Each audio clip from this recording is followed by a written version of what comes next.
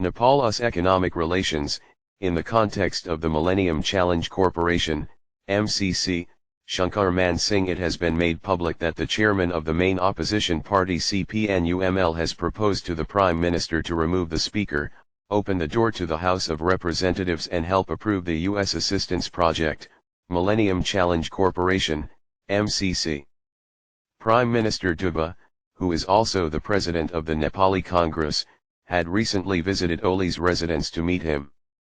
During the meeting, it was made public that Prime Minister Dubba had asked for help to open the parliament and approve the MCC. Prime Minister Dubba recently told some top leaders of the coalition and party leaders close to him that Oli's removal of the speaker would open the door to parliament and help pass the MCC. Prime Minister Dubba has been in favor of getting the MCC approved by parliament from the beginning. But the ruling coalition has not been able to reach a consensus. In particular, the leaders of the CPN Maoist Center and the Unified Socialists do not seem ready to get approval from the MCC parliament in the status quo. Another communist party will be in power, and the NC will not be able to help pass the MCC. It is not so easy to remove the speaker from his seat. Article 91 of the Constitution provides for the Speaker and Deputy Speaker.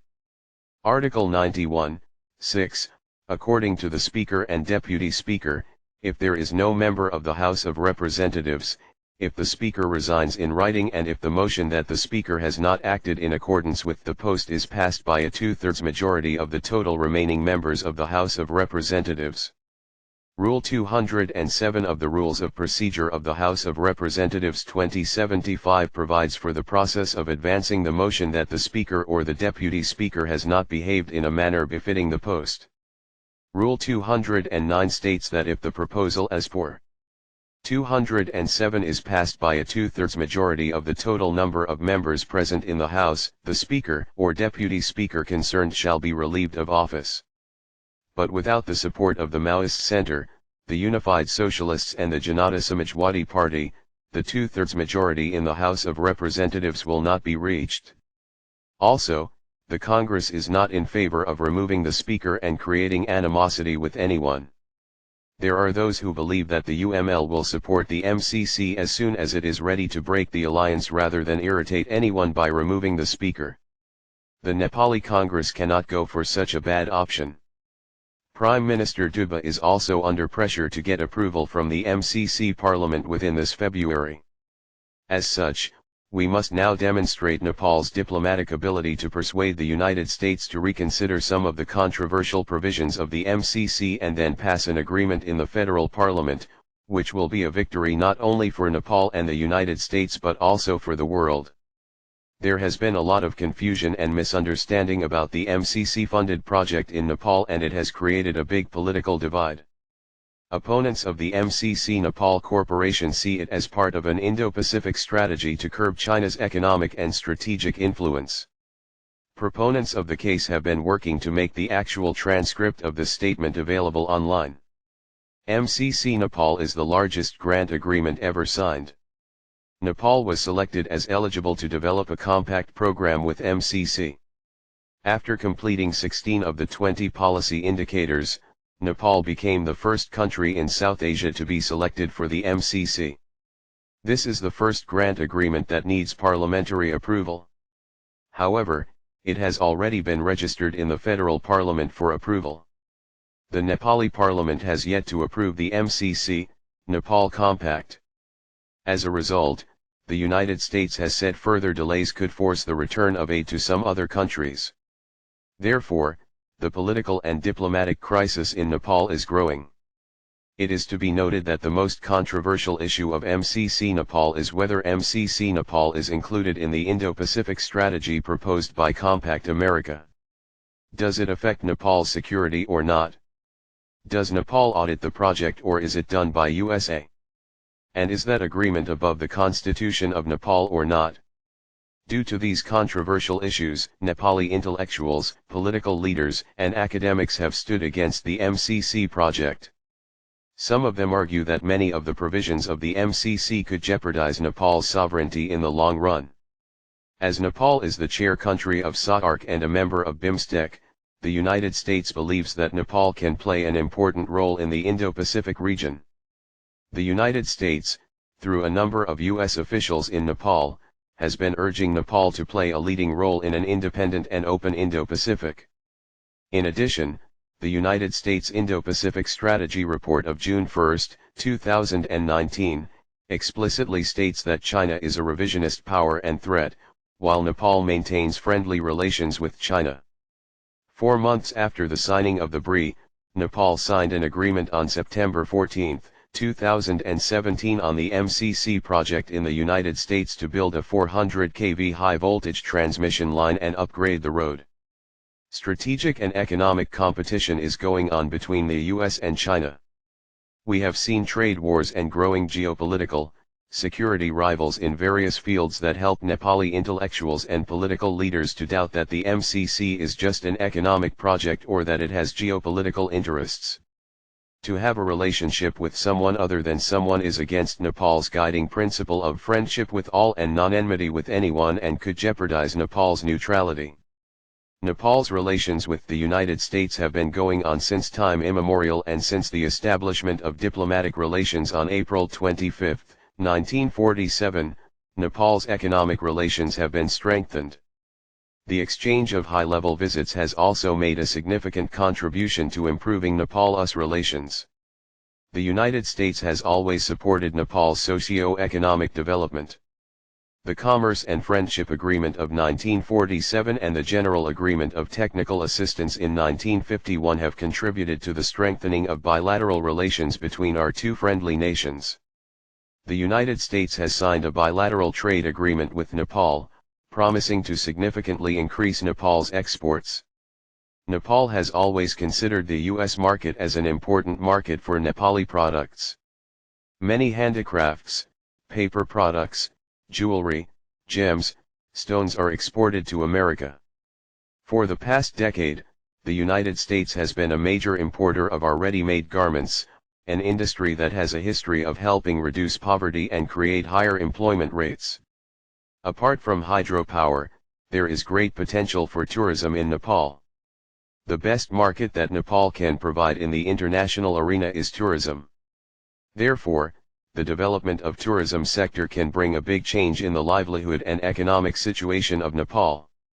Nepali entrepreneurs are of the opinion that the U.S. imports Nepali products, especially ready-made garments, handicrafts, pashmina and other NTFP products, as the U.S. is really interested in Nepal's development. In the context of joint venture projects, Nepal is also requesting the United States to attract large projects that can change the living standards of Nepalis. In order to promote and enhance bilateral relations, it is necessary to increase the number of trade delegations from the United States and Nepal, and to provide opportunities for participation in trade fairs/exhibitions in both countries. At a time when the Nepalese government and the private sector are trying to diversify their production in the international market, the provision of about 500 items, which are the priority of the U.S. normalized system, could bring about a major change in Nepal-US trade. Nepal currently exports about 200 items to international markets, including the United States, with or without customs-free and quota-free provisions. Measuring this share of exports from the modern trend of trade, Nepal still has a lot of homework to do to promote its products. It is unfortunate that the government of our country or the private sector has not fully recognized the subject matter of the General Acceptance System facility for the use of goods of comparative and competitive advantage like international and regional business bodies. Looking at the general details, it seems that most Nepali products fall under GSP facilitation. The United States has helped us diversify our products. If ready-made garments and woolen carpets are provided under the General Acceptance System scheme, it will be really useful for poverty alleviation and job creation. The country is making every effort to increase exports and reduce trade deficit. At present, Nepal Trade Integration Strategy 2016 is being implemented to increase trade competition. Major exports: iron and steel products, woolen carpets, yarn, textiles, ready-made garments/sal, juice, herbs, tea, cardamom, leather, shoes, Handicrafts major import petroleum products, iron and steel, machinery and parts, electronics and electrical equipment, medicine, fertilizer are the priority export potential areas. The United States is an important trading partner of Nepal. It is also a major source of foreign exchange for Nepal, mainly from the export of textiles and carpets as well as from tourist income. Exports of Nepali ready-made garments to the United States have declined significantly since the end of the quota system under the Multi-Fiber Agreement, MFA, in 2004. The United States is currently the third largest trading partner in terms of total trade and the second largest export destination for Nepal. Despite the small volume of bilateral trade, Nepal's trade deficit is widening. The government of Nepal is encouraging entrepreneurs to increase exports to the United States. Nepal and the United States signed the Trade and Investment Framework Agreement, TIFA, on April 15, 2011. Nepal signed the Trade and Investment Framework Agreement, TIFA, with the United States in April 2011. The United States stands ready to deepen its relationship with Nepal and break down any and all barriers that could hinder Nepali producers and exporters. TIFA meets regularly at least once a year on bilateral trade and investment issues, with a permanent body acting as a forum for bilateral talks to promote trade and investment and discuss specific trade issues. The agreement promises to give priority to Nepali products and facilitate entry, but signing the agreement alone will not help increase exports to the United States. We need to develop products that are competitive in the U.S. market to achieve the expected growth in trade. Garment traders in Nepal were optimistic after the U.S. Congress enacted the Trade Facilitation and Trade Enforcement Act a few years ago. However, the law does not cover major textile products produced in the country. GPZ installation in Simara can move forward.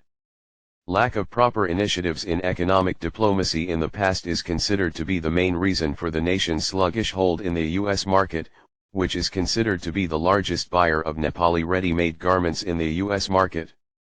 Compared to the export of nearly 2 decades ago, the overall export of Nepali ready-made garments has decreased drastically. However, if the government understands that it is a major exportable commodity of the country and provides the necessary facilities and assistance, exports may increase again. Nepal has always considered the U.S. market as an important market for Nepali products. Many agricultural products, such as handicrafts, paper products, jewelry, gems, stones, and tea, coffee, are exported to the United States. For the past 15 years, the United States has been a major importer of our ready-made garments, an industry that has helped reduce poverty and create higher employment. Achieving the national goal of moving Nepal from a least developed country to a group of developing countries by 2022 also requires U.S. assistance. It is necessary to further strengthen the diplomatic, economic, trade, educational and social ties between the United States and Nepal. Industry, chambers of commerce, students, academia, sports, and humanitarian activities have been contributing significantly to the strengthening of diplomatic relations between the two countries. The public sector and the private sector complement each other. The contribution of the private sector to the annual investment in the economy for economic development is about 70%. Therefore, Nepal has accepted the private sector as the engine of economic development. Considering this situation, it seems necessary for the private sector chambers of commerce to make their role more effective. As soon as the new president arrives in the United States, his policy will affect Nepal and Nepalis in some ways. But in policy, the former ambassadors argue that it is not much different.